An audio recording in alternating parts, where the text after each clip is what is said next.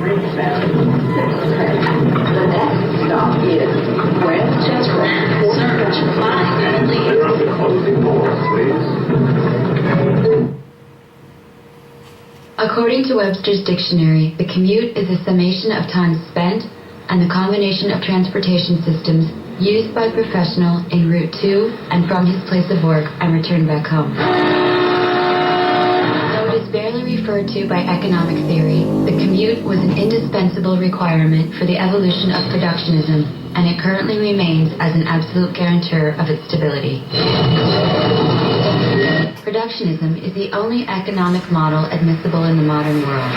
Its grounding principle is that the meaning of human existence lies on the perpetual repetition of the following dynamics. A. Generate product.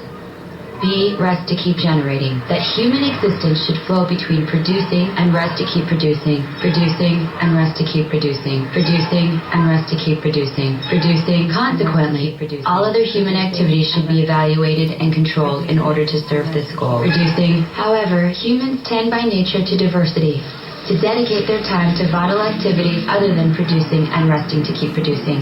Activities such as having fun, conversations, thinking. The evolution of productionism demanded a strict rationing of these activities. This wasn't an easy task. Opposers to productionism rose up to condemn this economic model that threatened to suppress the human condition. So the realization of productionism would have to be achieved with utmost discretion. Enormous amounts of money were poured into the task. However, time quickly passed and no solution to fully realize productionism was found. Yes, humans were producing and resting to keep producing, but they also had fun, conversations, they even had thoughts.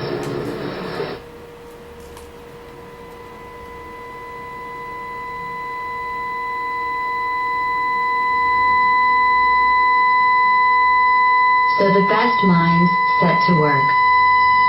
As legend among economic theorists has it, the most influential economists of the modern world were secretly locked captive at the top of the highest building on the planet until they would come up with a solution to the complete realization of productionism. It was up there, way above the common man, contemplating the immense landscape that such a solution was found. Workers would be relocated outside of the city and thus forced to spend time daily in transport between work and home. This solution was named the commute. A new professional kind of human was born, the commuter. The strict rationing of all non-essential human activities would begin. Productionism was born.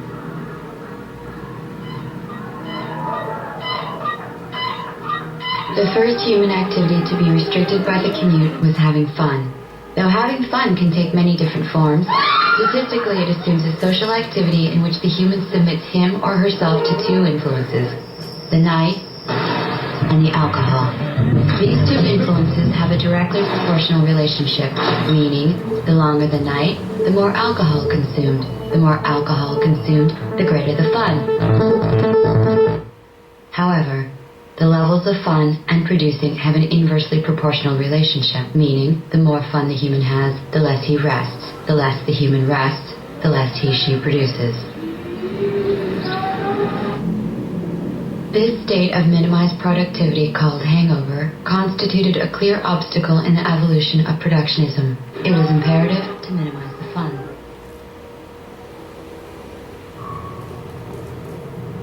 An intense media campaign was started to convince the human that he suffered from an overdose of activity, responsibility, and stimuli. This overdose was named stress and was to be cured with extended exposure to peace and quiet.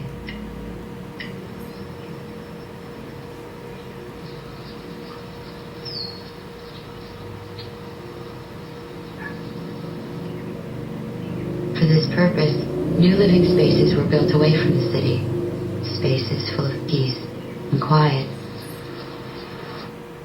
Or full of nothing, according to opposers to productionism who demanded other ways to deal with stress.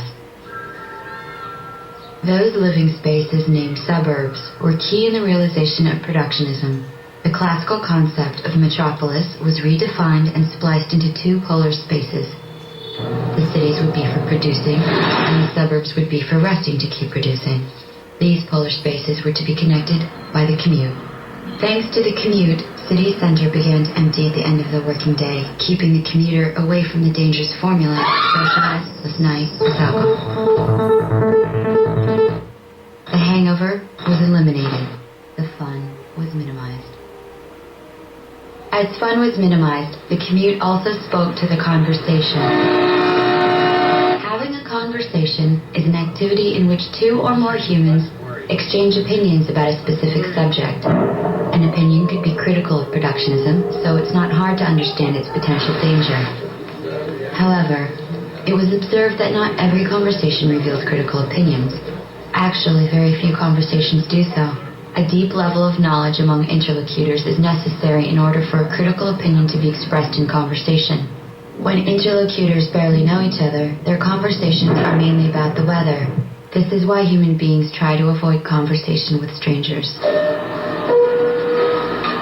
So the realization of productionism did not demand the total eradication of conversations. It only needed that certain conditions be set for humans to avoid them. Those conditions were created by the commute. Commuters began to spend a great deal of their time in the car or the train, i.e., alone or among strangers.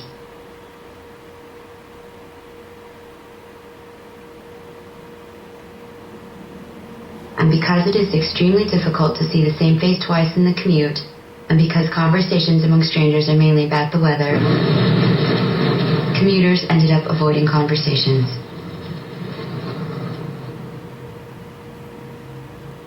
As fun was minimized and conversations were avoided, so too was the thinking eliminated.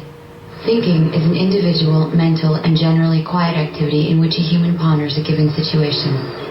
Given the strictly interior nature of thinking, it is an activity way more difficult to detect than having fun or conversations. For example, one can affirm with almost no margin of error that commuters typically don't have fun nor have conversations on their commutes. But it is almost impossible to determine whether in their silence and stillness they are thinking, or on the contrary, they are zoning out in a state of zero mental activity, the ideal condition for the realization of productionism. The risk of the commuter thinking was too great, as it might have resulted in disturbing conclusions about the commuter and the commute. But ironically, the solution was in the commute itself. It was observed that the length of the commute had a direct relationship with the possibility for the commuter to think. The longer and slower a commute was, the lesser chance there was that the commuter might think. Thus, it was decided that the commute should flow exasperatingly slow.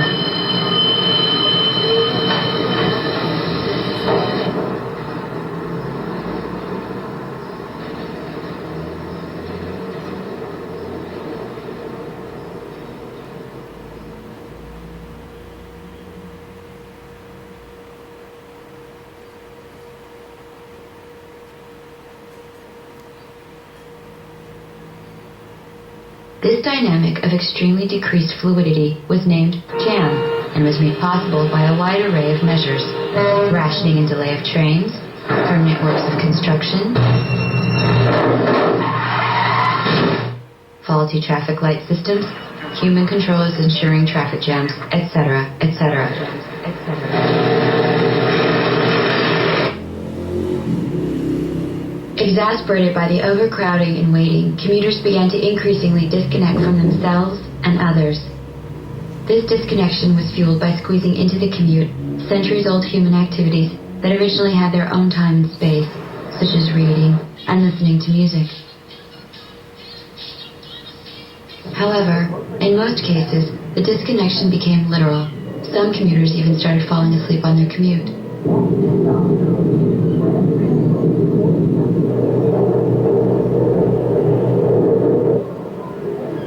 Things became a blur. Thinking was eliminated. It was the splendor of productionism.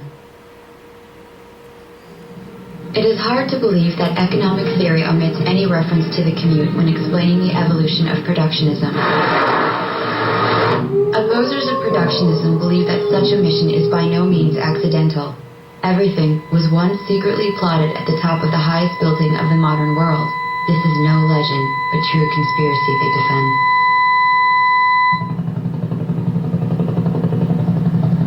Beyond controversy, the truth is that because of the commute, productionism was established as the only admissible economic model in the modern world. And to this day, the model of the commute works like clockwork. The commuter A produces, B rests to keep producing, produces,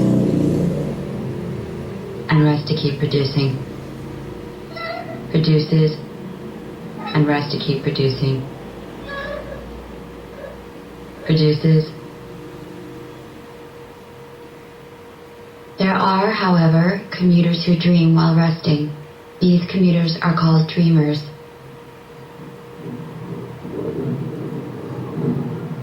Among those dreamers on the commute, some dream with images from when they used to have fun, have conversations, think.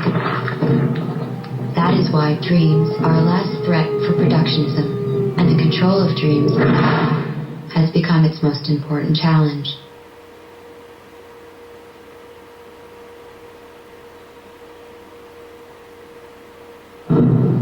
Unlike the other vital activities regulated by the commute, the way of dealing with dreams is not minimizing, avoiding, or eliminating them. Commuters are not. Dreamers will always dream. That is why the solution in this case lies in the creation of new dreams. Dreams to silence opposers of productionism. Dreams to infuse the commuter with hopes and reaffirm his way of life. Dreams to be dreamt on the commute.